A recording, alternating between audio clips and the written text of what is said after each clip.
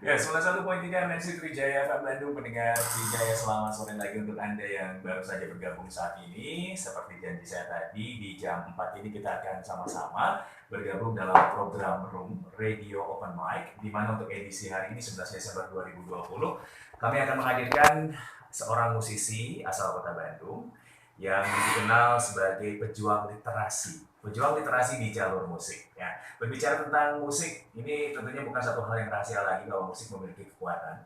Musik bisa menyatukan impian, kemudian juga menggelorakan semangat, mengusik kesadaran orang, kemudian mengajak orang, bahkan juga jadi alat efektif untuk mengkritik misalnya sebuah kebijakan. Tapi kira-kira bagaimana kalau kita sore ini memanfaatkan keahliannya untuk dalam bermusik? Ya, kita langsung saja sapa beliau. Selamat bergabung, Kang Ferry Curtis. Assalamualaikum warahmatullahi wabarakatuh. Waalaikumsalam. Aduh. Kumaha damang? Iya, damang sekali harus Damang sekali ya. Iya, karena kalau nggak sehat dalam kondisi gini kan repot juga. Benar. Ini kita terakhir ketemu tahun kemarin ya? Iya, kita setahun yang lalu ya? setahun yang lalu waktu kita bikin pelatihan. Betul. Iya. Fajar MC dan MC salah satu MC yang salah yang saya kabur. Wah, Anda jangan Oh, begitu. iya. Jangan begitu. Saya- Coba kopinya dilipat gandakan hari ini jadi 4 gelas. Oke. Kang Ferry, kita ngomong tentang tadi ini. Ah. Tema kita kan di sore ini tentang pejuang literasi Ah. di jalur musik ya. Ah. Satu hal yang menarik adalah tadi musik bisa menjadi media untuk apapun. Ya. Banyak hal dilakukan dengan latar belakang musik, bisa ngajak, bisa mengingatkan orang dan lain sebagainya. Kenapa Kang Ferry kok fokusnya ke literasi? Saya hanya melihat gini aja sih sebetulnya bahwa ada satu sisi ketimpangan ya ketika misalkan orang selalu melulu bicara tentang musik secara entertain. Nah, saya melihat musik itu sebagai entertainment, jadi edukasi dan entertain. Karena menurut saya dengan musik sebetulnya apapun kita bisa sampaikan pada jalur yang menurut saya bisa menembus tembok gitu. Karena menurut saya sih musik bukan hanya bercerita untuk diri sendiri, tapi musik bisa menjadi bagian dari campaign. Kalau kita marah-marah tanpa pakai musik kayaknya bukan marah. Iya. Marah-marahnya terlalu frontal. Iya betul, walaupun kita misalkan marah-marah dalam tanda kutip menyampaikan musik atau menyampaikan lirik dalam kalimat yang marah-marah, tapi kalau tidak ada solusi, itu juga nggak baik menurut saya.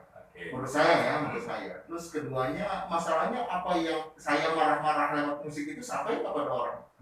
Lalu orang yang kita tuju itu sadar nggak tentang apa yang ingin saya sampaikan? Kalau misalkan nggak sadar, cuma dikeprokkan batu rumput, ya kan? Tapi solusinya nggak sampai, ya menurut saya bisa nambah keruh juga. Kenapa saya bikin lagu Jangan Berhenti Membaca? Misalkan, kenapa saya bikin lagu ke pustaka?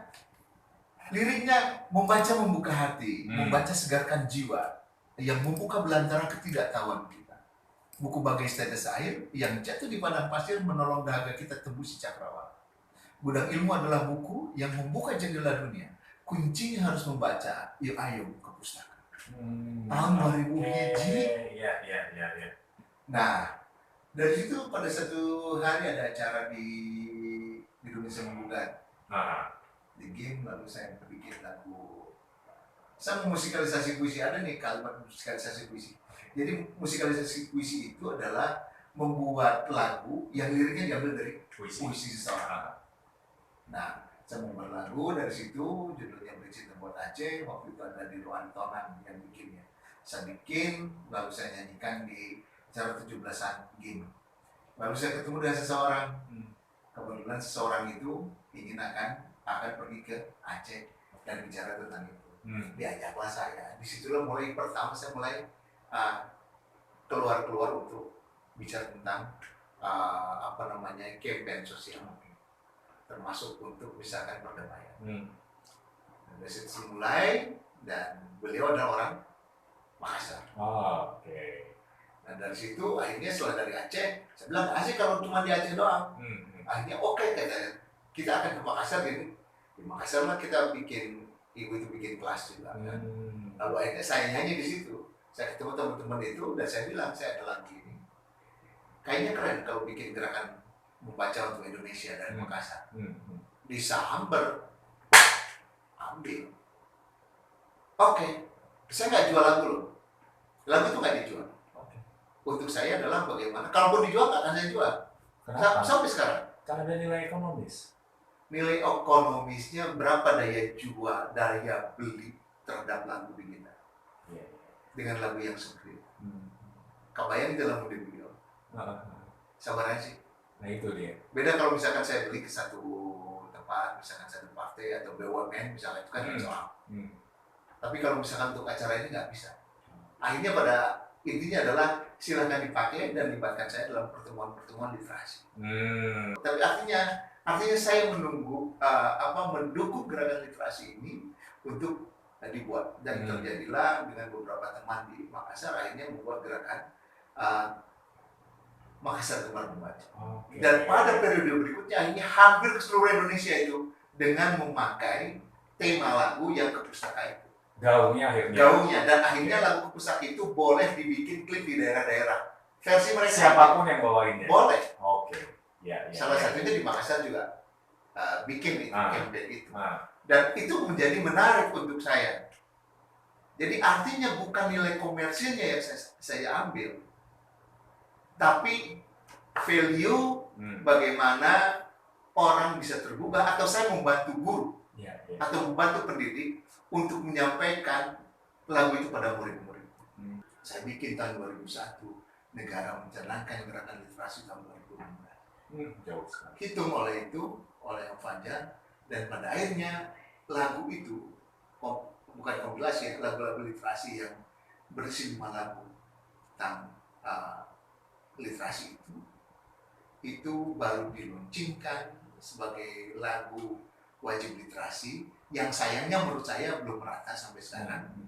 Itu baru diluncurkan tahun 2019.